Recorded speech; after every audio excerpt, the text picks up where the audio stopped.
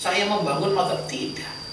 Ini yang kita perlu pahami. Penyebutan mazhab Syafi'i, penyebutan mazhab Imam Ahmad itu orang-orang belakangan. Kita perlu paham. Jadi tidak seperti kita mau bikin ormas terus haruslah daftar ke Menkumham gitu, ya, ada notarisnya, ada segala macam. Tidak begitu didaftarkan ini mazhab, tidak. Asalnya ya kajian-kajian seperti ini, tapi yang meminati banyak, terus kemudian ada metodologinya yang dibuat oleh Imam Syafi'i, itulah yang kemudian yang difahami sebagai mazhab. Dan beberapa perbedaan pendapat itu mulanya ya ada sebagiannya yang berkaitan dengan konflik politik.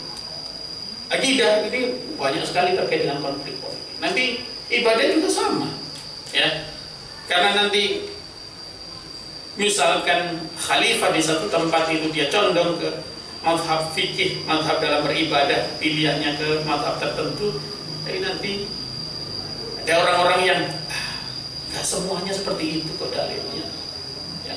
Karena nanti secara fikih apa yang menjadi dalilnya Imam Syafi'i kadang kalah kuatnya dengan Imam Ahmad bin Hanbal, ya. Imam Malik kalah kuatnya dengan Imam Syafi'i, dan seterusnya kita perlu paham. Maka para ulama itu berbeda pendapat itu, ya. Pertama terkait dengan tadi yang saya sampaikan, memahami dalil, cara memahami dalil. Yang kedua, ada yang kemudian berbeda pendapat gara-gara ya dalil ini pas atau tidak untuk kasus ini. Ya, jangan dipakai. Ada satu ulama yang menyebutkan dalil ini cocok, tapi ulama yang lain dalil ini tidak cocok untuk memahami ya, peristiwa atau kasus tertentu. Maka nanti ada yang menyebutkan bahwa dalil itu sudah dimansukh, ya, sudah tidak berlaku lagi. Banyak beberapa ayat yang terjadi perbedaan pendapat di kalangan ulama soal ya, oh ini sudah dinasah, ini sudah diganti nih hukumnya tidak berlaku lagi ini. Ini yang kita juga perlu memahami perlahan, ya. Ilmu-ilmu seperti ini penting kita pahami supaya ketika kita bertemu, berinteraksi, berada dalam satu majelis atau berada dalam satu lingkungan, ya, berada dalam satu ruang tertentu yang orangnya mengamalkan hal-hal berbeda terkait dengan akidahnya, mengamalkan berbeda terkait dengan ibadahnya, mengamalkan berbeda terkait dengan akhlaknya, kita pertama tidak merasa paling benar. Yang kedua, yang paling penting adalah kita tidak menyalahkan, serta-merta menyalahkan. Kita semua pengikut, ya. Kita adalah pengikut, muqallid istilahnya. Mengikuti siapa? Guru-guru kita. Guru-guru kita mengikuti guru-gurunya lagi, guru-gurunya lagi mengikuti guru-gurunya lagi, dan seterusnya dan seterusnya. Ini yang kita perlu paham, ya, bagaimana ini persoalan terkait dengan dalam memahami agama, soal akidah, soal ibadah, soal akhlak, itu ternyata tidak satu. Kalau ada orang yang mengatakan, nah kita kan Islamnya satu, kan jangan dipecah-pecah Islamnya satu, tapi cara memahami Islam beda. Al-Qur'annya satu, tapi cara memahami Al-Qur'an beda-beda. Kalau cuma satu tafsir nggak bakal banyak, cuma satu aja tafsir. Tafsir itu ratusan mungkin ribuan judul, belum jilidnya. Karena satu tafsir itu bisa ratusan jilid, ya. Yang kita ketahui mungkin yang versi bahasa Indonesia tafsir Al-Misbah aja sudah segitu jilidnya, ya. Yang versi bahasa Arab itu ada yang 300 jilid satu tafsir. Yang lain 200 jilid, 100 jilid, 150 jilid, ya. Penuh rumah kita. Kalau cuma ngomongin Al-Quran saja, penjelasan para ulama, perpustakaan sebesar apa di luar negeri itu penuh isinya tafsir semua. Al-Qurannya kan satu, tapi cara memahaminya beda-beda. Ya. Maka Al-Quran itu kata Pak Quraisy kalau dibuka, ya, terus kita tutup lagi. Buka nih, kita dapat pemahaman, kita tutup lagi. Buka lagi, kita mau pemahaman baru. Kalau kita tadabbur, kita tafahum. Jadi kalau kita sudah terbiasa menghatamkan Al-Quran, membaca, kita mulai sekarang menghatamkan Al-Quran dengan mempelajari maknanya. Jadi yang dikejar bukan berapa juz sehari, bukan, tapi seberapa banyak ayat yang kita fahami dari apa yang kita baca. Nggak usah dibuat rally, ya sesanggup kita, semampu kita tentang itu. Kalau kita membacanya tadabbur, itu nempel. Para ulama mengatakan Al-Quran itu diturunkan bukan sekedar, saya ulangi sekali lagi, bukan sekedar untuk dibaca, bukan sekedar untuk dihafalkan. Ini sekarang kan semua orang ya pengen hafal Quran, gitu ya, bagus, bukan salah. Tapi Al-Quran diturunkan bukan saja untuk dihafalkan saja, tapi untuk difahami, untuk ditadabburi, untuk direnungkan makna. Ya. Bagaimana cara merenungkan makna Al-Quran? Baca, berulang-ulang, dicek maknanya. Kalau bisa diperbandingkan dengan penjelasan-penjelasan yang lain, itu nempel. Zalikal kitabul la raiba fihi hudal lil muttaqin. Zalikal kitab. Kenapa Al-Quran ya itu kan terbilang ayat pertama tuh setelah Al-Fatihah, setelah Alif Lam Mim. Ya, Alif Lam Mim itu unik. Alif Lam Mim itu di antara ayat-ayat di Al-Quran yang para ulama menjelaskan Allahu a'lamu bimuradihi. Allah yang paling tahu artinya. Apa itu artinya? Alif Lam Mim itu cuma 3 huruf, tapi itu saja tidak berhasil ya disingkap maknanya oleh para ulama. Berbagai upaya sudah dilakukan tapi tidak berhasil disingkap maknanya oleh para ulama, sehingga kemudian diserahkan kembali kepada Allah Subhanahu wa taala. Allah yang paling paham terkait dengan arti dari Alif Lam Mim. Kenapa? Dalam bahasa Arab nggak ada kata Alif Lam Mim, itu nggak ada. Namanya muqatta'at, ya, potongan-potongan huruf yang dijadikan satu lalu kemudian dibaca. Ya, meskipun nanti ada beberapa yang ada maknanya kayak Toha, ya. Toha itu salah satu namanya Rasulullah SAW. Kalau Allah Subhanahu Wa Taala punya nama 99, Rasulullah SAW itu punya nama 200 nama kurang lebih. Saya punya kitabnya kecil. Ya, nama-nama Rasulullah SAW. Salah satu namanya itu adalah Toha. Tapi makna Toha itu sendiri itu juga mesti misterius. Ya, maka para ulama menjelaskan Allah a'lamu bimuradihi. Kenapa dimulai dengan itu? Para ulama menjelaskan disitulah letak ya kelemahan kita sebagai manusia dalam memahami apa yang difirmankan oleh Allah Subhanahu wa taala, dan itu dipesankan di awal, jangan sombong dengan ilmu, jangan sombong dengan pengetahuan. Kamu Alif Lam Mim aja yang awal kamu sudah diingatkan. Kita ini sudah diingatkan, nggak sanggup membongkar apa rahasia itu. Baru kemudian dijelaskan zalikal kitabu la raiba fihi. Ini untuk sesuatu yang kamu tidak bisa pahami ini, tidak ada keraguan sedikit pun di dalamnya. Oh, itu bukan sekedar pernyataan, bukan, tetapi untuk kita yakini bahwa orang boleh menyebut Al-Quran begini begitu. Ya, termasuk pada saat Rasulullah SAW menyampaikan Al-Quran itu disebut syair lah, ya, plagiat dari kitab suci yang sebelumnya.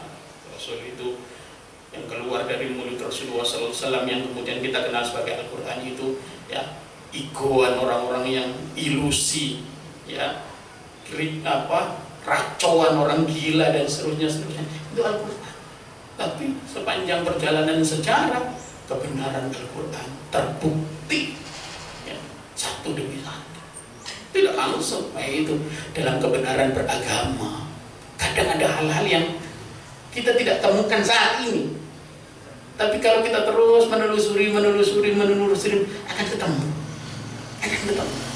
Apa yang kita ragukan dari agama ini itu pernah terjadi, ya, dialami bahkan oleh para nabi. Ya. Nabi Ibrahim alaihissalam, ya, karena mungkin bukan karena tidak beriman kepada Allah Subhanahu wa taala, tapi hatinya bergejolak, manusiawi. Ya. Bergejolak, bagaimana bisa Allah Subhanahu wa taala menghidupkan ya yang sudah mati? Minta ditunjukkan buktinya, gimana cara mekanismenya kasarnya. Tunjukkan oleh Allah Subhanahu wa taala. Itu Nabi Ibrahim. Nabinya para nabi, bapaknya para nabi. Ya. Karena yang disebutnya bapaknya nabi, bapak semua agama, bukan Nabi Adam, tapi Nabi Ibrahim. Tapi itu di Al-Quran dijelaskan.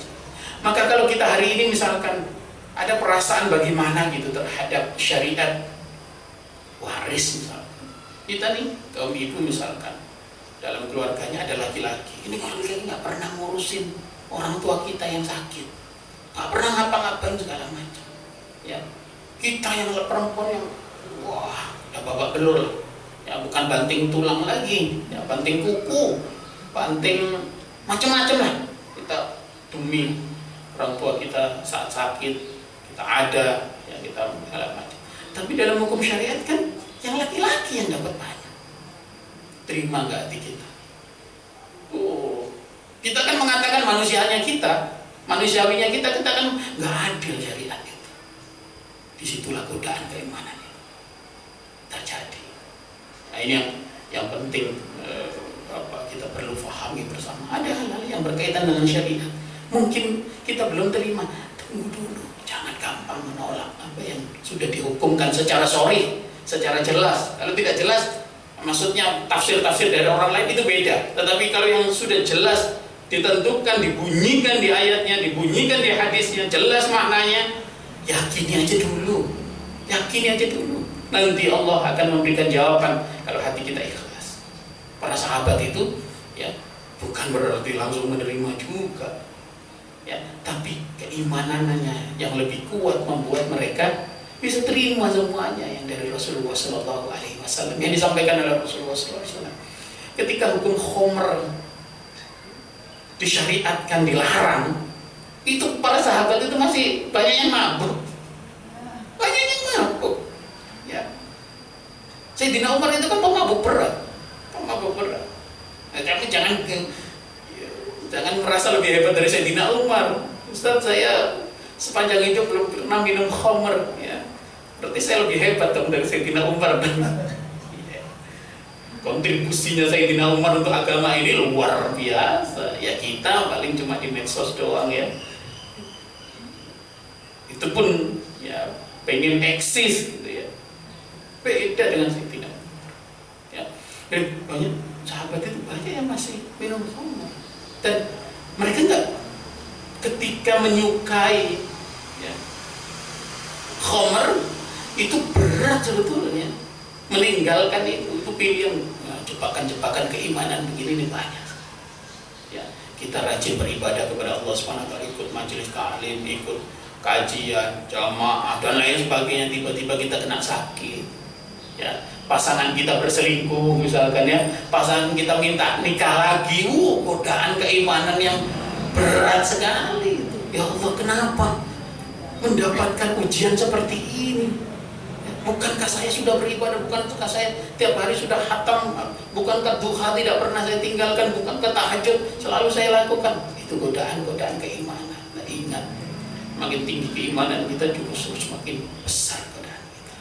Bapak Ibu yang dimuliakan oleh Allah, kita lanjut ke fokus terkait dengan apa yang kita pelajari dalam 2 bulan ini. Kita perlu paham dulu soal akidah itu alirannya apa saja. Ya, alirannya apa saja. Ada Asy'ariyah, ada Maturidiyah, ada Salafiyah, ada Mu'tazilah, ada Syiah, ada Jabariyah, ada Qadariyah, ada Murji'ah. Ini ada beberapa yang irisannya sama, nanti akan ketemu di fikihnya juga. Ya, tapi ada juga yang Qadariyah sama Mu'tazilah ini pada beberapa kasus dia orangnya itu juga. Ya, tapi fokusnya nanti fokus perhatiannya ada bedanya, ada titik pembedaan. Asy'ariyah yang menjadi madhab atau firqah akidah yang banyak kita anut di Indonesia, ya, itu Imam Abdul Hasan Al-Asy'ari, nanti akan kita bahas siapa Abdul Hasan Al-Asy'ari, ya. Ini asalnya adalah Mu'tazilah. Imam Abdul Hasan Al-Asy'ari itu asalnya orang Mu'tazilah. Tapi kemudian dalam pengembaraannya, ya, beliau menemukan nggak bisa memahami akidah itu semuanya pakai ini semua. Kalau orang Mu'tazilah, kita kan ada bahasan tentang Mu'tazilah nih, ya. Orang Mu'tazilah itu semua harus pakai akal. Membuktikan kebenaran Allah Subhanahu wa taala, keberadaan Allah Subhanahu wa taala, keesaan Allah Subhanahu wa taala harus pakai akal murni. Ya, harus pakai akal murni. Nah, tapi Tapi Imam Abul Hasan Al-Asy'ari memandang nggak bisa begitu dong. Ada hal-hal yang tidak bisa dijangkau oleh nalar. Ya, maka nalar agama, nalar sosial, nalar politik itu beda-beda. Ya. Nalar dalam memahami Al-Quran jangan samakan ketika kita ya mempelajari, mengkaji, membuka buku-buku yang kita pelajari di kampus atau di mana-mana. Beda. Cara memahaminya berbeda. Ya. Bagaimana kita menjelaskan soal wahyu itu turun itu seperti apa? Nggak bisa. Nalar. Ya. Seperti kita memahami ilmu eksakta dan lain sebagainya. Nah di situ ya Imam Abul Hasan Al-Asy'ari mempunyai ya akhirnya beliau berbeda pendapat.